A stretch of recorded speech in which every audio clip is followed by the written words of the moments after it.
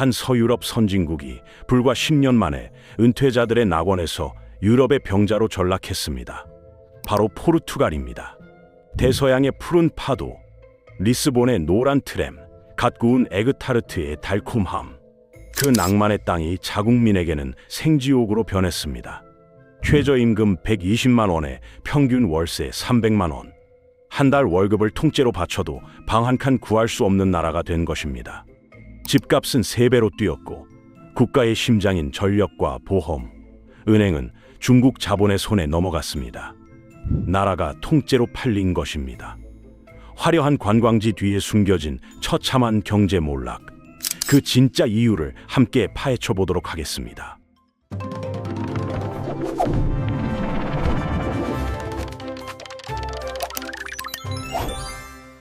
한 달 월급을 통째로 바쳐도 방 한 칸 구할 수 없는 현실. 이것은 결과였습니다. 균열은 더 먼저 났습니다. 그 첫 흔적은 리스본의 거리에서 시작됩니다. 2024년 포르투갈 역사상 가장 거대한 규모의 시위가 터졌습니다. 수만 명의 시민들이 거리로 쏟아져 나왔고 그들의 손에 들린 피켓에는 섬뜩한 문구가 적혀 있었습니다. 관광객들은 집으로 돌아가라. 당신들의 천국이 우리에겐 지옥이다. 불과 10년 전만 해도 전 세계 여행객들에게 지상 낙원으로 불리던 나라에서 벌어진 일입니다. 그리고 이 분노는 2025년 현재까지도 계속되고 있습니다. 분노의 핵심에는 집이 있었습니다. 2012년만 해도 리스본의 부동산은 평방미터당 약 1,500유로 수준이었습니다. 우리 돈으로 평당 600만 원에서 700만 원이면 괜찮은 집을 살 수 있었습니다. 서울 집값을 생각하면 거저나 다름없었습니다. 그런데 2025년 현재 똑같은 집을 사려면 최소 3배, 중심가는 4배 이상을 내야 합니다. 2022년 한 해에만 주택 가격이 23%나 폭등했습니다. 1년 만에 집값이 4분의 1이나 뛴 것입니다. 집값이 오르면 소득도 따라 올랐어야 합니다. 하지만 현실은 정반대였습니다. 포르투갈의 법정 최저임금은 약 820유로입니다. 한화로 약 120만 원 정도입니다. 세금을 떼고 나면 10,000원 남짓이 손에 쥐어집니다. 그런데 리스본에서 사람답게 살 수 있는 방 하나짜리 원룸의 평균 월세는 1,500유로에서 2,000유로에 달합니다. 우리 돈으로 200만 원에서 300만 원입니다. 밥을 굶고 교통비를 아끼고 옷 한 벌 안 사도 월세를 감당할 수 없는 구조입니다. 최저임금이 아니라 평균 임금을 받는 직장인도 상황은 크게 다르지 않습니다. 부부가 맞벌이를 해서 월급 2개를 합쳐야 겨우 월세 내고 입에 풀칠하는 수준입니다. 더 충격적인 사실이 있습니다. 리스본 시내 아파트의 35%가 텅텅 비어 있습니다. 집이 부족해서 비싼 게 아니라는 뜻입니다. 포르투갈은 가구당 주택 보유수가 1.5채로 유럽에서 집이 가장 많은 나라 중 하나입니다. 멀쩡한 집들은 귀신 나올 것처럼 비어 있는데 사람들은 살 곳이 없어서 도시 외곽으로, 더 외곽으로 밀려나고 있습니다. 집은 남아도는데 사람은 텐트를 치고 노숙을 하는 소름 돋는 현상이 벌어지고 있는 것입니다. 그 결과 30대 중반의 성인들이 부모님 집에서 독립하지 못하고 있습니다. 25세에서 34세 청년의 절반 이상이 부모와 함께 살고 있습니다. 효도하고 싶어서가 아닙니다. 독립하는 순간 바로 빈곤층으로 전락해서 길거리에 나앉아야 하니까 못 나가는 것입니다. 과거 대항해 시대를 열며 전 세계를 호령했던 제국이 이제는 자국민을 해외로 내쫓고 국가의 뼈대가 되는 기업들을 외국 자본의 헐값으로 넘겨버린 채 유럽의 병자로 전락해버렸습니다. 도대체 지난 10년 동안 이 나라에 무슨 일이 있었던 것일까요? 시간을 2011년으로 되돌려 보겠습니다. 2011년 포르투갈은 국가 부도 직전이었습니다. 2008년 세계 금융위기의 파도를 정통으로 맞았기 때문입니다. 나라 국가는 텅 비었고 빚은 산더미처럼 쌓였습니다. 결국 EU와 IMF로부터 무려 780억 유로를 빌려야 했습니다. 우리 돈으로 조 원이 넘는 어마어마한 금액입니다. 이렇게 다른 나라나 국제기구에서 긴급하게 돈을 빌리는 것을 구제금융이라고 부릅니다. 쉽게 말해서 나라가 파산 직전에 받는 응급수혈 같은 것입니다. 포르투갈은 사실상 경제 신탁 통치에 들어간 것입니다. 정부는 발등에 불이 떨어졌습니다. 당장 현금이 필요한데 팔 수 있는 건 다 팔아야 했습니다. 그래서 꺼내든 카드가 바로 그 악명 높은 골든 비자 제도였습니다. 골든 비자란 외국인이 일정 금액 이상을 투자하면 그 나라에 살 수 있는 권리를 주는 제도를 말합니다. 포르투갈의 조건은 단순했습니다. 부동산에 50만 유로, 우리 돈으로 약 7억 원 정도만 투자하면 유럽 어디든 갈 수 있는 거주 비자를 줍니다. 5년 뒤에는 시민권까지 받을 수 있습니다. 유럽연합 27개국을 자유롭게 오갈 수 있는 여권을 돈으로 살 수 있게 된 것입니다. 자국 탈출을 꿈꾸던 중국, 브라질, 러시아, 미국의 부호들에게 이보다 매력적인 제안은 없었습니다. 결과는 대박이었습니다. 전 세계의 부자들이 돈 보따리를 싸들고 리스본으로 몰려왔습니다. 이 제도 하나로만 10년 동안 약 70억 유로가 들어왔습니다. 우리 돈으로 10조 원이 넘는 외화를 벌어들인 것입니다. 정부는 쾌재를 불렀습니다. 구제금융의 굴레에서 벗어날 수 있다는 희망이 보였습니다. 하지만 이 선택이 자국민들에게 재앙의 씨앗이 될 줄은 꿈에도 몰랐을 것입니다.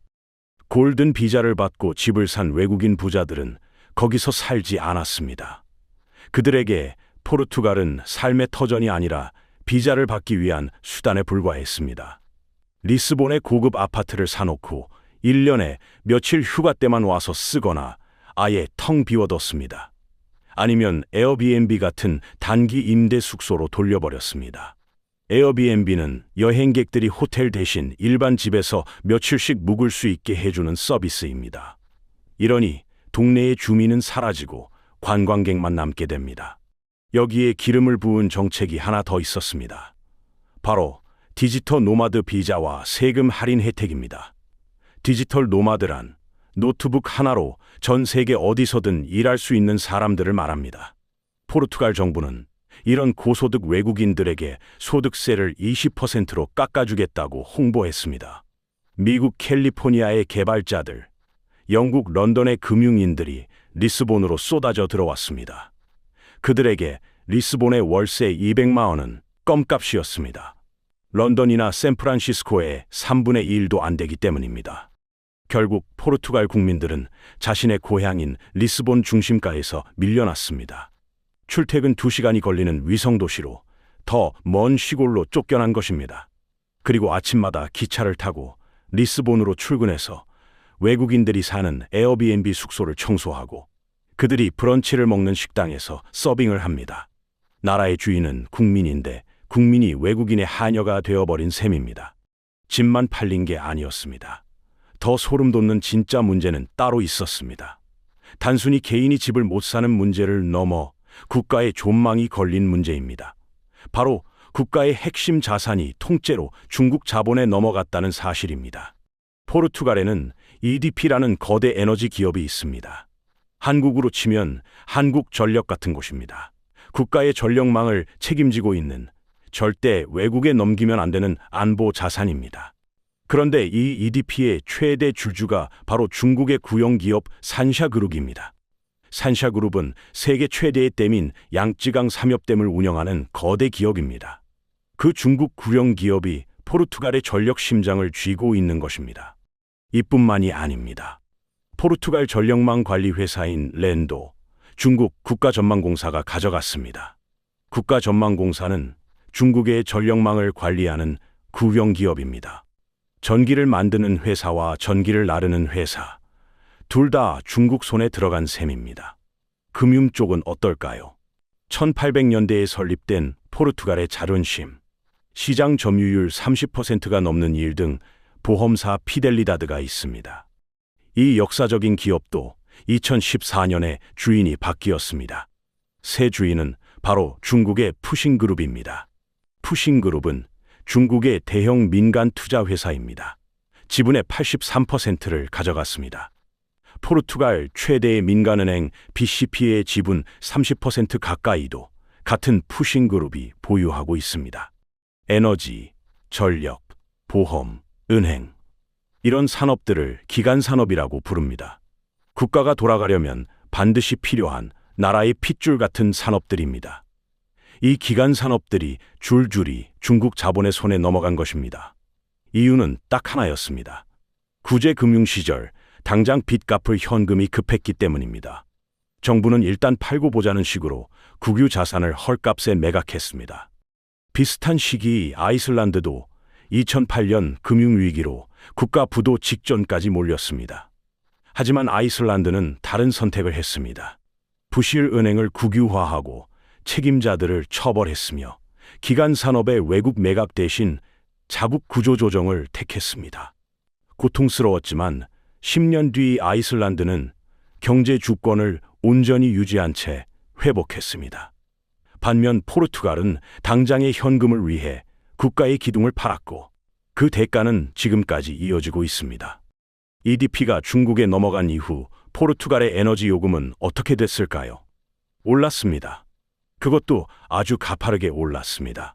포르투갈 국민들은 유럽에서 소득 대비 가장 비싼 전기 요금을 내는 나라 중 하나가 되었습니다. 겨울에도 난방을 못 틀고 패딩을 입고 자는 에너지 빈곤층이 수두룩합니다. 그런데 이 회사들이 걷어들이는 막대한 수익금은 어디로 갈까요? 배당금 명목으로 꼬박꼬박 중국으로 빠져나갑니다. 포르투갈 정부가 국민들이 힘들어하니 전기세 좀 동결해달라고 사정해도 중국 주주들이 안 된다고 하면 그만인 상황이 된 것입니다. 그렇다면 왜 포르투갈은 이렇게까지 나라를 팔아야 했을까요? 여기에는 더 깊은 역사적 배경이 있습니다. 포르투갈 몰락의 진짜 이유는 따로 있습니다. 왜 이렇게 쉽게 무너졌는지 이해하려면 더 깊은 역사를 들여다봐야 합니다. 사실 포르투갈은 원래 이렇게 약한 나라가 아니었습니다. 500년 전 15세기와 16세기에는 지구를 반으로 갈라 스페인과 나눠 먹던 세계 최강 대국이었습니다. 브라질, 아프리카 앙골라, 인도 고아, 중국 마카오, 일본 나가사키까지 진출했던 해가 지지 않는 제국의 원조가 바로 포르투갈입니다. 대항해 시대 당시 포르투갈은 인도에서 향신료를 가져와 유럽에 독점 공급하며 떼돈을 벌었습니다. 향신료는 당시 금값만큼 비쌌습니다. 그냥 배 타고 가서 가져와서 비싸게 팔면 끝이었습니다. 앉아서 돈을 쓸어 담았습니다. 문제는 그 돈으로 산업을 키우지 않았다는 것입니다.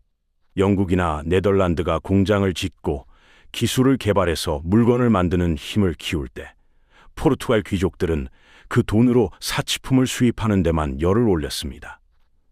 우리가 왜 힘들게 손 더럽히며 물건을 만들어야 하느냐, 돈 주고 사오면 된다는 생각이었습니다. 결국 향신료 무역의 주도권이 네덜란드와 영국으로 넘어가고 1755년 리스본 대지진으로 도시가 괴멸되고 나폴레옹이 쳐들어오고 브라질이 독립하면서 식민지 수입이 뚝 끊기자 나라는 순식간에 껍데기만 남게 되었습니다. 스스로 부를 창출할 능력이 없었기 때문입니다. 이 비극적인 역사는 20세기에도 반복됩니다. 1932년부터 1968년까지 집권한 독재자 살라자르는 치명적인 정책을 폈습니다. 바로 우민화 정책입니다.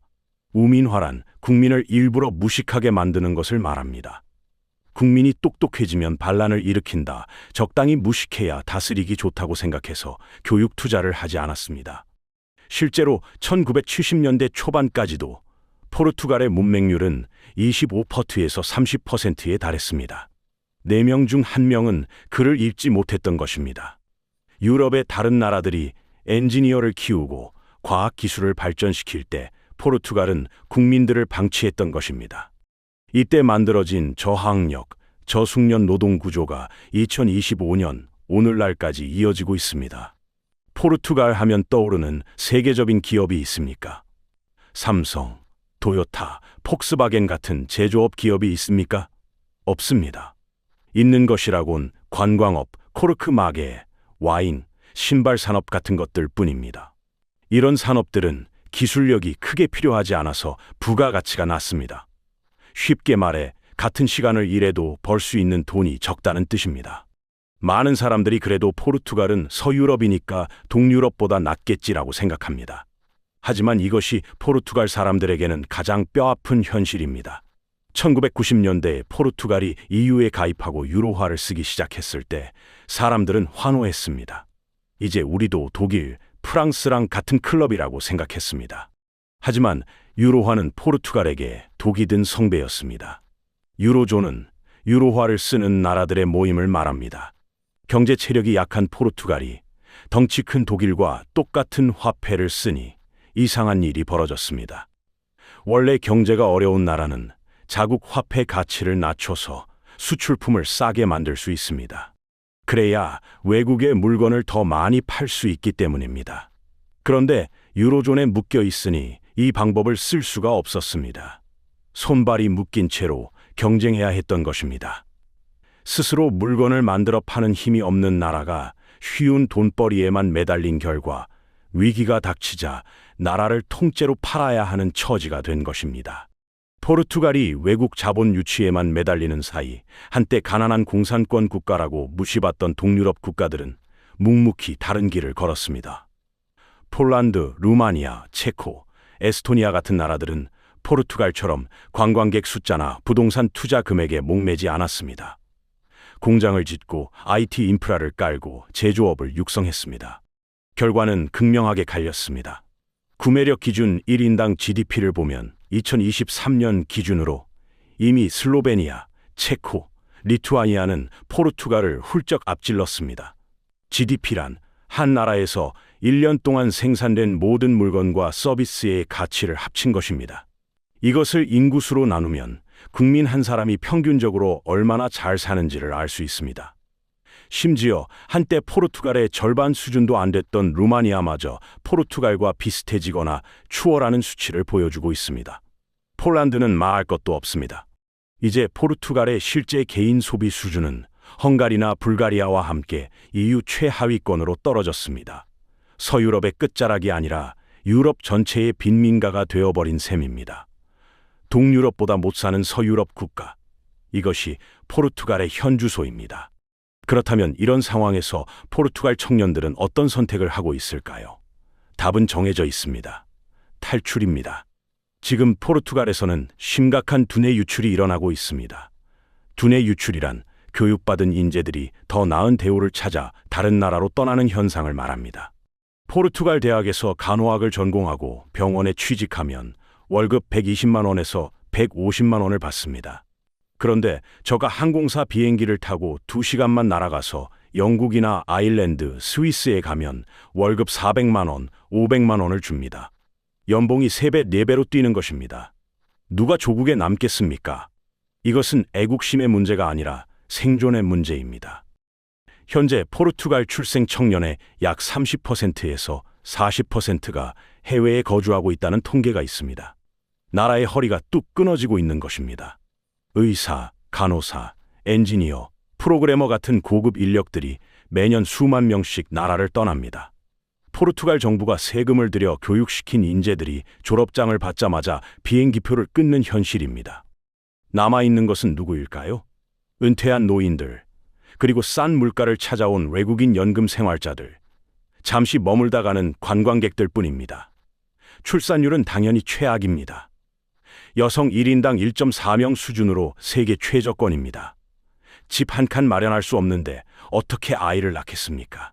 젊은이들은 떠나고 아이는 태어나지 않고 나라는 늙어갑니다. 인구 절벽을 넘어 인구 소멸로 가고 있는 나라입니다. 리스본의 거리는 관광객들로 북적이지만 정작 포르투갈 아이들의 웃음소리는 점점 사라지고 있습니다. 과연 이 나라의 10년 뒤, 20년 뒤가 있을까요? 이런 상황에서 포르투갈 정부도 뒤늦게 문제의 심각성을 깨달았습니다. 2023년 포르투갈은 마침내 골든 비자 제도에서 부동산 투자 옵션을 폐지했습니다. 더 이상 집을 사는 것만으로는 거주 비자를 주지 않겠다는 결정이었습니다. 10년 넘게 외국 자본을 끌어들이던 정책의 방향을 완전히 바꾼 것입니다. 하지만 이미 엎질러진 물이었습니다. 10년간 쏟아져 들어온 외국 자본이 만들어 놓은 집값 거품은 쉽게 꺼지지 않았습니다. 골든 비자가 막혔어도 이미 들어온 돈은 부동산 시장에 고스란히 남아 있었고 단기 임대 숙소로 전환된 주택들은 여전히 현지인들의 손이 닿지 않는 가격에 머물러 있었습니다. 정부는 추가 대책을 내놓았습니다. 에어비앤비 같은 단기 임대에 대한 규제를 강화하고 빈집에 세금을 부과하는 방안을 검토했습니다. 일부 지역에서는 새로운 단기 임대 숙소 등록을 아예 금지하기도 했습니다. 하지만 이미 수만 채에 달하는 기존 단기 임대 숙소들을 어떻게 할 것인지는 여전히 해결되지 않은 숙제로 남아 있습니다. 비슷한 문제를 겪은 스페인 바르셀로나의 사례를 보면 상황이 더 명확해집니다. 바르셀로나도 관광객 급증과 에어비앤비로 인한 주거난에 시달렸습니다. 시 정부는 불법 단계 단속을 강화하고 관광세를 올렸지만 근본적인 해결책은 찾지 못했습니다. 결국 현지 주민들은 관광객은 돌아가라는 시위를 벌이며 분노를 표출했습니다. 포르투갈과 똑같은 패턴입니다. 하지만 바르셀로나는 최소한 국가의 기간 산업을 외국에 팔지는 않았습니다. 포르투갈은 주거난에 더해 나라의 심장까지 넘긴 것입니다. 상황이 심각한 이유가 여기에 있습니다. 더 근본적인 문제는 이미 넘어간 기간 산업을 되찾을 방법이 마땅치 않다는 것입니다. 중국 자본이 장악한 전력회사와 보험사, 은행 지분을 다시 사들이려면 천문학적인 돈이 필요합니다. 구제금융 시절 헐값에 판 자산을 지금 시세로 되사야 하기 때문입니다. 애초에 그 돈이 없어서 판 것인데 지금은 더더욱 없습니다. 국가 부채는 여전히 GDP의 100%를 웃돌고 있습니다. 나라가 1년 동안 버는 돈만큼 빚이 있다는 뜻입니다. 유로존의 재정 규율에 묶여 마음대로 돈을 풀 수도 없는 처지입니다. 환율 조정이라는 카드도 쓸 수 없습니다. 독일과 같은 통화를 쓰는 한 포르투갈만의 통화 정책은 불가능하기 때문입니다. 결국 포르투갈에 남은 선택지는 많지 않습니다. 당장은 규제와 세금으로 투기 수요를 억제하면서 장기적으로는 기술 산업을 육성해 양질의 일자리를 만들어내는 수밖에 없습니다. 하지만 이것은 10년, 20년이 걸리는 일입니다. 그 사이에도 생활비는 오르고 청년들은 떠나고 출산율은 바닥을 깁니다. 포르투갈의 몰락은 단순히 한 나라의 불운한 이야기가 아닙니다. 국가가 어떤 선택을 하느냐에 따라 국민의 삶이 어떻게 달라지는지를 보여주는 교과서적 사례입니다. 당장의 현금을 위해 국가의 핵심 자산을 팔았을 때 그 대가는 복리로 불어나 국민들에게 돌아왔습니다.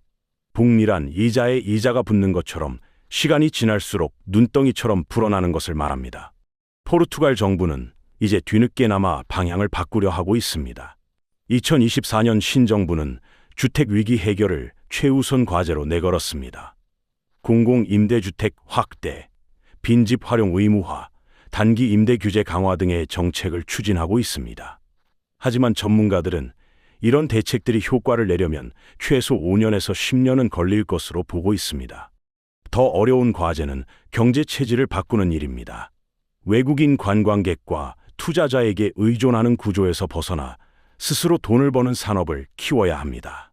포르투갈 정부는 반도체와 전기차 배터리 같은 첨단 산업 유치에 공을 들이고 있습니다. EU의 그린딜 자금을 활용해 재생에너지 산업을 육성하려는 시도도 하고 있습니다.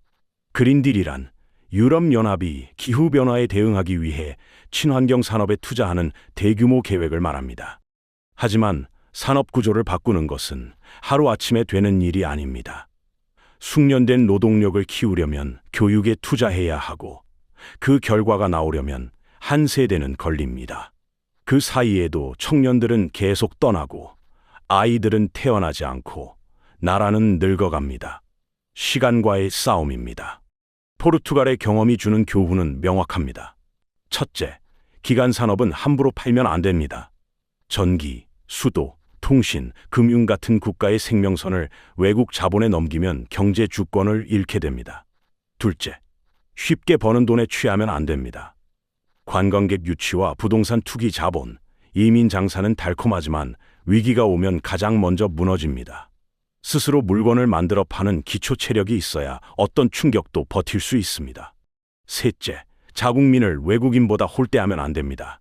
외국인 투자를 유치하겠다고 세금을 깎아주고 비자를 뿌리는 사이 정작 그 나라에서 태어나고 자란 국민들이 살 곳을 잃었습니다. 넷째, 인구는 국력입니다.